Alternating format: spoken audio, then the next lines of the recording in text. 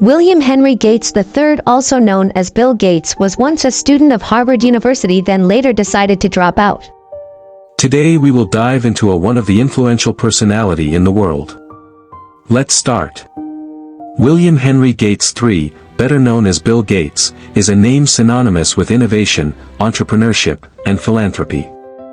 His journey from a young computer enthusiast to the co-founder of Microsoft and one of the world's wealthiest individuals is a testament to the power of vision, hard work, and adaptability. Born on October 28, 1955, in Seattle, Washington, Gates grew up in an upper-middle-class family. His father, William H. Gates Sr., was a prominent lawyer, and his mother, Mary Maxwell Gates, served on the board of directors for First Interstate Bank System and the United Way of America. From an early age, Gates showed signs of exceptional intelligence and a competitive spirit. Gates' introduction to computers came in 1967 when he was in the 8th grade at Seattle's private Lakeside School. The school had a teletype terminal connected to a General Electric computer, which Gates and his friend Paul Allen used to learn basic programming. Gates quickly became fascinated with computers and programming, spending much of his free time working on the system. This early exposure to computers set Gates on a path that would shape his future. He and Allen, along with a few other students, formed the Lakeside Programmers Club to make money. Their first significant project was a payroll program for Information Sciences Incorporated, which they wrote in exchange for computer time. In 1970, at the age of 15, Gates and Allen started their first company, Trafo Data, which created a computer program to measure traffic flow in Seattle. While the company wasn't a huge success, it provided valuable experience in starting and running a business. Gates graduated from Lakeside School in 1973 and enrolled at Harvard University. However, his passion for computers continued to dominate his time and interests. In 1974, when Popular Electronics magazine featured the Altair 8800 microcomputer on its cover, Gates and Allen saw an opportunity.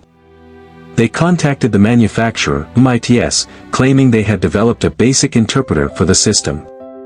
In reality, they hadn't started working on it yet, but when MITS expressed interest, they worked furiously to create the software in just a few weeks. The demo was a success, and MITS agreed to distribute and market the product under the name Altair Basic.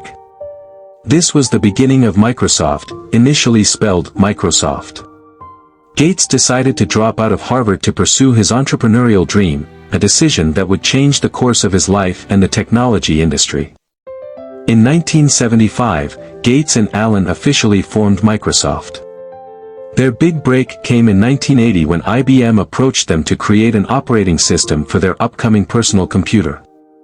Gates and his team didn't actually have an operating system at the time, so they purchased one called QDOS, Quick and Dirty Operating System, from another company for $50,000. They modified it and renamed it MS-DOS, Microsoft Disk Operating System. The key move that set Microsoft on the path to dominance was Gates' decision to retain the copyright on the operating system rather than selling it outright to IBM.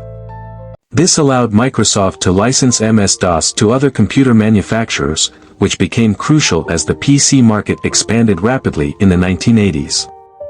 Microsoft went public in 1986, and by the age of 31, Gates became the youngest self-made billionaire in history at the time. The company continued to grow and innovate, introducing Microsoft Windows in 1985, which would eventually become the world's most widely used operating system. Throughout the 1980s and 1990s, Gates led Microsoft's expansion into various areas of software, including the Microsoft Office suite of productivity applications. He was known for his intense work ethic, often sleeping under his desk and working 16-hour days. His competitive nature and strategic thinking helped Microsoft maintain its dominant position in the software market. However, Gates' success was not without challenges. In the 1990s, Microsoft faced antitrust investigations and lawsuits in both the United States and Europe, accusing the company of monopolistic practices. Gates himself was questioned in a deposition that lasted for several days. While these legal challenges were significant, Microsoft weathered them and continued to thrive. In 2000, Gates stepped down as CEO of Microsoft, handing the reins to Steve Ballmer. He transitioned to the role of chief software architect and remained chairman of the board. This marked the beginning of Gates' gradual shift away from day-to-day operations at Microsoft and towards philanthropy. In 2006, Gates announced that he would transition out of his day-to-day role at Microsoft to dedicate more time to the Bill and Melinda Gates Foundation, which he and his then-wife Melinda had established in 2000. The foundation focuses on global issues that are often overlooked, including improving healthcare and reducing extreme poverty around the world, and enhancing access to technology and education in the United States. Gates' transition to philanthropy has been as impactful as his career in technology. The Gates Foundation has become the largest private foundation in the world, with an endowment of over $50 billion. It has made significant contributions to global health initiatives, including efforts to eradicate polio and malaria, and to improve education in the United States. In 2010, Gates and Warren Buffett created the Giving Pledge, encouraging other billionaires to commit to giving away the majority of their wealth to philanthropic causes. This initiative has attracted signatures from many of the world's wealthiest individuals and has the potential to direct hundreds of billions of dollars towards addressing global challenges. Let us know if who you want us to feature next. Like and subscribe for more.